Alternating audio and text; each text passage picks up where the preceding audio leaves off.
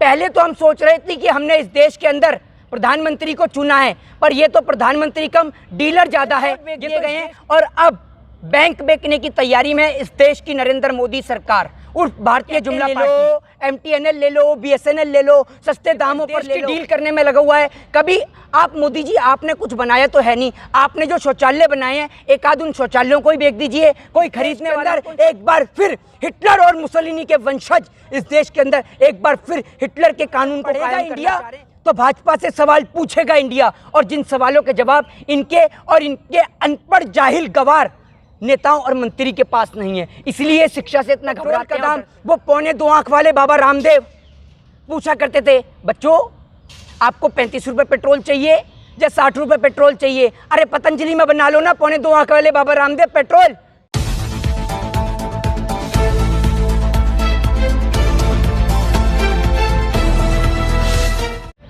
मैं देश नहीं झुकने दूंगा, मैं देश नहीं मिटने दूंगा कहने वाले देश के प्रधानमंत्री श्री नरेंद्र दामोदर दास मोदी, जो कहा करते थे ये ऐसे लोग हैं जो गाड़ी के अंदर कहते हैं गाड़ी का स्टीयरिंग बेच देते हैं, गाड़ी के ब्रेक बेच देते हैं, गाड़ी के टायर्स बेच देते हैं, लेकिन ये कहते हैं कि मैं गाड़ी नहीं बिकने दूंगा। ठीक ऐसी हालत, गाड़ी के स्ट्रक्चर की हालत आज देश जैसी बना दी है। देश का कोना कोना बेच दिया है, रेलवे बेच दिया है, एयर इंडिया बेच दिया है, BSNL बेच दिया है और MTNL बेच दिया है, और उसके बाद एयरपोर्ट बेच दिए गए हैं, और अब बैंक बेचने की तैयारी में इस देश की नरेंद्र मोदी सरकार उर्फ भारतीय जुमला पार्टी। मैं आपको बता दूं कि लगातार सभी चीज़ों का निजीकरण कर कर उनको बड़े बड़े बिजनेसमैनों के हाथ में देकर इस देश की सरकार लोगों के साथ में, इस देश की आने वाली पीढ़ी के साथ में, युवा पीढ़ी के साथ में, उनके भविष्य के साथ में खिलवाड़ कर रही है, और लगातार नेताओं की खरीद फरोख्त का धंधा करने वाली।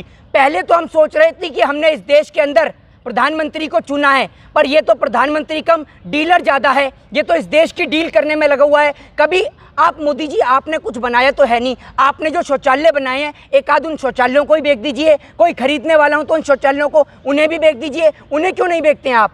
लगातार देश की जनता को आप मूर्ख बनाने में लगे हुए हैं, और आप सोच रहे हैं कि इस देश की जनता चुप और मौन रहेगी।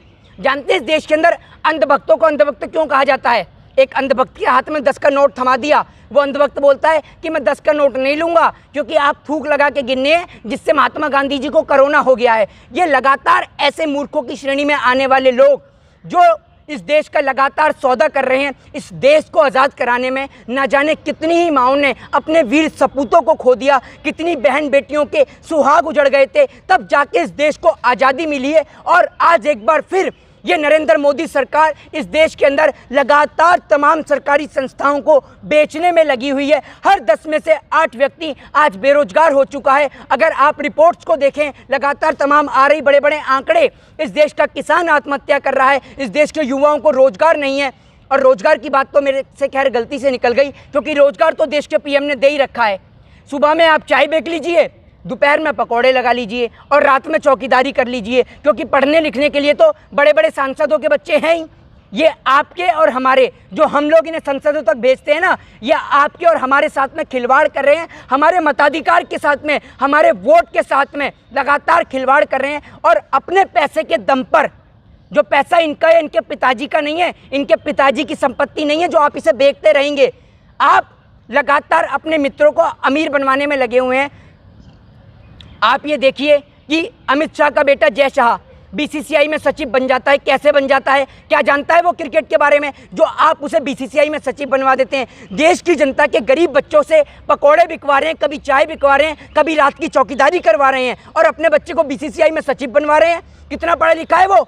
इस देश के अंदर अनपढ़ लोग शिक्षा मंत्री बन जाते हैं। इस देश के अंदर आपको बता दूं कि मनमोहन सिंह सरकार में 10 रुपये टिकट का दाम होता था, और आज वही 50 रुपये हो गया, और इस देश के लोग चुप और मौन बैठे हैं। पेट्रोल का दाम वो 2.25 आंख वाले बाबा रामदेव पूछा करते थे, बच्चों आपको 35 रुपये पेट्रोल चाहिए या 60 रुपये पेट्रोल चाहिए? अरे पतंजलि में बना लो ना 2.25 आंख वाले बाबा रामदेव पेट्रोल। क्यों नहीं बनाते? ये लोग माहिर हैं आपदा में अवसर ढूंढने के लिए। जब ये लोग PP किट में घोटाला कर सकते हैं, मास्कों के अंदर घोटाला कर सकते हैं, तो आप इन जैसे कंगले नेताओं से क्या उम्मीद रख सकते हैं, जो भारत माँ का सौदा कर रहे हैं, भारत माँ के आंचल में, उनके सीने में झांक के देख रहे हैं कि भारत माँ के सीने में अब बेचने के लिए बचा तो बचा क्या है जिसको हम बेच सकें। ये कुछ नहीं कर रहे हैं देश के गरीब बच्चों के साथ में। शिक्षा के ऊपर पैसा बढ़ाकर देश के गरीब बच्चों के साथ में खिलवाड़ कर रहे हैं। आज आपको बता दूं कि फॉरेन कंट्रीज के ऐसे कई देश हैं जहां पर शिक्षा कंपलसरी है और शिक्षा मुफ्त है। ये आपदा में अवसर ढूंढने में माहिर लोग हैं। देश के साथ में, शिक्षा के साथ में, एजुकेशन के साथ में खिलवाड़ हम कभी नहीं होने देंगे, हरगिज नहीं होने देंगे। जुडिशरी में बदलाव, आईटीआई में संशोधन, लगातार सभी चीज़ों को बदलकर इस देश के अंदर एक बार फिर हिटलर और मुसोलिनी के वंशज इस देश के अंदर एक बार फिर हिटलर के कानून को कायम करना चाह रहे हैं, लेकिन हम ये हरगिज नहीं होने देंगे। देखिए, लगातार हर एक चीज को ये लीज पे देते जा रहे हैं। ये आपके पिताजी की संपत्ति नहीं है कि आपने चाय बेच के संपत्ति को कमाया है। ये हमारी और हमारी आने वाली पूर्वजों की, जो जिन्होंने इस देश के खातिर लहू बहाया है, जो भविष्य इस देश का आने वाला है, ये उसकी संपत्ति है जिसे आप चाय के दाम पे और कौड़ियों के दाम पे बेचे जा रहे हैं। कहते हैं ले लो, MTNL ले लो, BSNL ले लो, सस्ते दामों पर ले लो। आपको बता दूं कि ये संपत्ति जो आप बेचे जा रहे हैं, होश में आ जाइए। अभी भी समय रहते, आपके पास समय है, होश में आ जाइए और इस देश के साथ में, इस देश के भविष्य के साथ में खिलवाड़ मत कीजिए। और जानते हैं क्यों? इस देश के अंदर स्कूल नहीं खुले हैं, कॉलेजेस नहीं खुले, यूनिवर्सिटी नहीं खुली, लेकिन शराब के ठेके खुल जाते हैं जनाब। तमाम बड़ी बड़ी कंपनियां खुल जाती हैं, अंबानी अडानी के बिजनेस खुल जाते हैं, लेकिन शिक्षा नहीं खुलती। क्योंकि अगर पढ़ेगा इंडिया तो भाजपा से सवाल पूछेगा इंडिया, और जिन सवालों के जवाब इनके और इनके अनपढ़ जाहिल गवार नेताओं और मंत्री के पास नहीं है। इसलिए शिक्षा से इतना घबराते हैं और डरते हैं। भैया, आपदा में अवसर ढूंढने में माहिर हैं बिहार के कुशासन बाबू नीतीश कुमार। आपको ये नहीं दिख रहा कि बाढ़ की आपदा से कितने लोगों के घर उजड़ गए। अपने आप को एक और भारतीय जनता पार्टी का नफरती चिंटू सांसद शाहनवाज हुसैन, अरे आपके ऊपर कर्ज है बिहार की भूमि का, किशनगंज की धरती का। कम से कम आवाज़ उठाइए कि किशनगंज की अभी तक यूनिवर्सिटी नहीं है। बात कीजिए शिक्षा पे, व्यापार पे, रोजगार पे, जो रोजगार आपकी सरकार छीन नहीं है। अगर आप में थोड़ी सी भी शर्म बची है तो कम से कम इस बिहार की मातृभूमि का कर्ज तो चुका दीजिए। अरे नीतीश बाबू जागिए। अरे रामविलास पासवान, दलितों के नाम पे वोट खाने वाले, कम से कम अब तो जाग जाओ मौसम वैज्ञानिक, कि दलितों के नाम पे खुद भी सांसद बन गए और अपने बेटे चिराग पासवान को भी सांसद बना दिया। क्या बिहार में और कोई दलित का बेटा नहीं बचा आपके अलावा? और आप बात करते हैं दलितों की। अरे आवाज़ उठाइए कि जब दलित को चिता पर नहीं जलने जाने दिया जाता।